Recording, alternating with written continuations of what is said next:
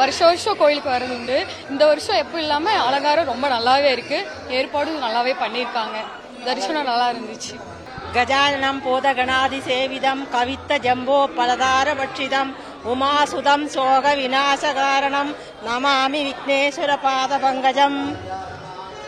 விநாயகர் சதுர்த்தி அன்னைக்கு விநாயகருக்கு கொலக்கட்டை படைச்சு நெய்வேத்தியம் படைச்சு எல்லாம் சாமி கும்பிடுவாங்க. அதான், வேற என்ன பிள்ளைகள் விநாயகர் கோவிலுக்கு வந்திருக்கோம். விசேஷமா இருக்கு, அலங்காரம் சூப்பரா இருக்கு, தரிசனம் சூப்பரா நல்லா மெயின்டைன் பண்றாங்க, நல்லா இருக்கு. இன்று அதிகாலை 3:30 மணி அளவிலே 2ஆம் கால யாக வேள்வி நடைபெற்று அதன் பிறகு சுவாமிக்கு அபிடேகங்கள்லாம் நடைபெற்று விநாயகர் பெருமானுக்கு சந்தனக்காப்பு அலங்காரம் செய்து அழகுக்கு அழகு சேர்க்கும் வகையிலே விநாயகர் பெருமானுக்கு 4 டன் மலர்களினாலே அலங்காரம் செய்யப்பட்டு மிக சிறப்பாக பூஜைகள் எல்லாம் நடைபெற்றது. விநாயகர் பெருமான் அழகாக காட்சி தந்து கொண்டிருக்கின்றார். பக்த பெருமக்கள் திரளாக வந்து சுவாமி தரிசனம் செய்து கொண்டு போகின்றார்கள்.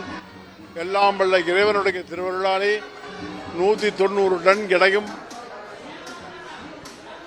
19 அடி 10 அங்குல உயரமும் கொண்ட விநாயகர் பெருமான் அனைவருக்கும் அருள்வாளிக்க இருக்கின்றார்.